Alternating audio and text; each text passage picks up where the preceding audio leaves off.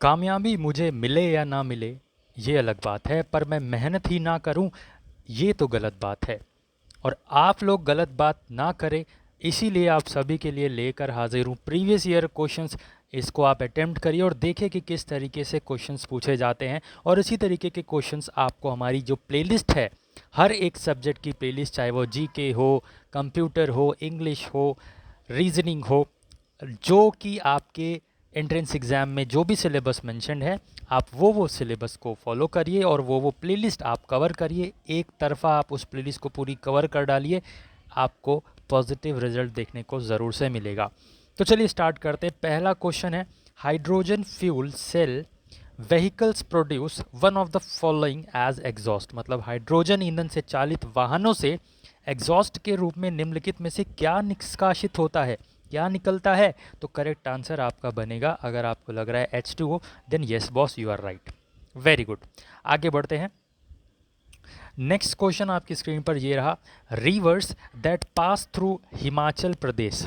अब इसका हिंदी तो सभी को आता ही होगा कि वो नदियाँ जो कि हिमाचल प्रदेश से गुजरती हैं वो कौन सी हैं।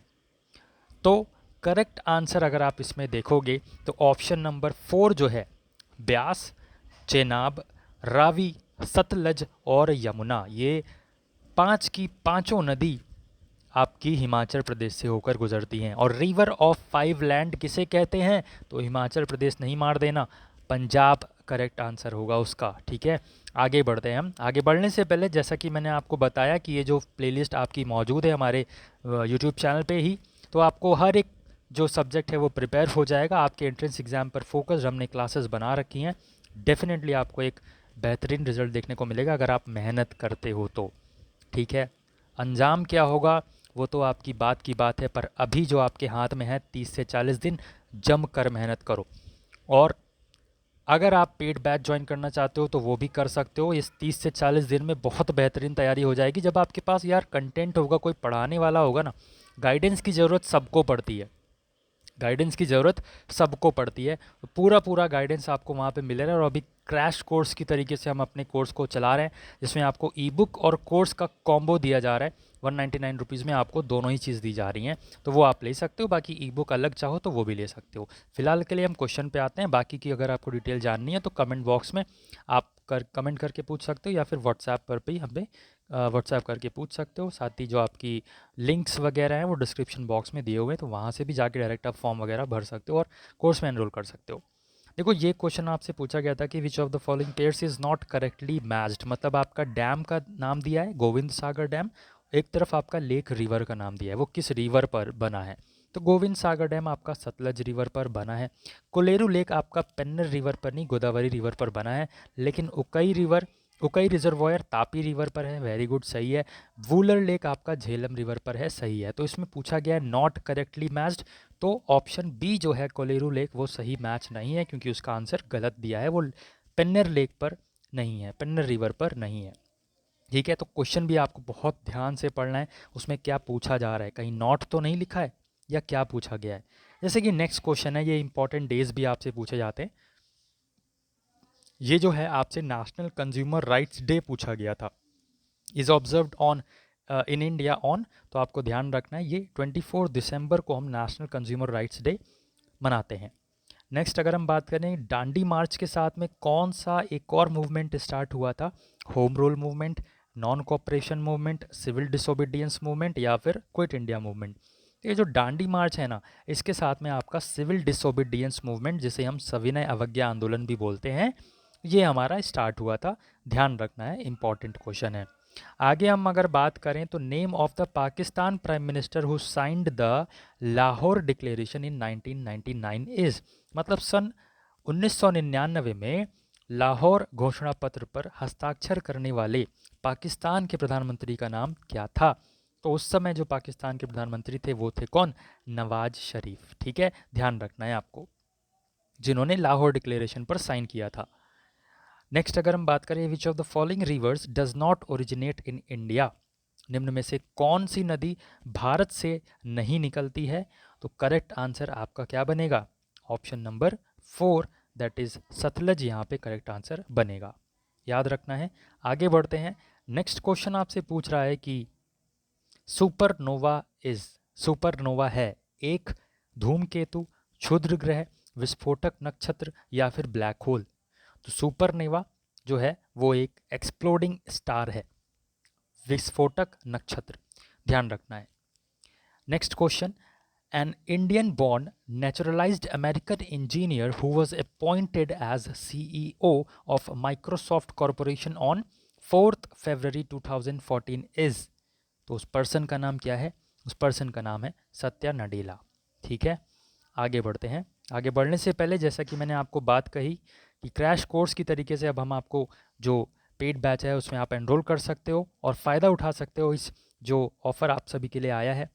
Last time offer, last minute offer आप सभी के लिए एक्टिवेट है।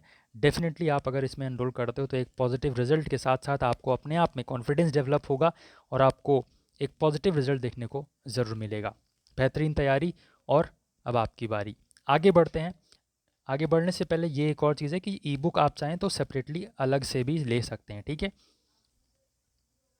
जिसमें आपको पूरा रीजनिंग का हर एक पैटर्न कवर, एप्टीट्यूड या कमर्शियल मैथ्स का पूरा पैटर्न कवर, जो बेसिक कंप्यूटर होता है उसके 1 लीनियर, और साथ ही साथ आपको करंट अफेयर की भी जो ई बुक है वो दी जा रही है। इतना सब कुछ सिर्फ और सिर्फ आपको ई बुक में मिल रहा है, ठीक है।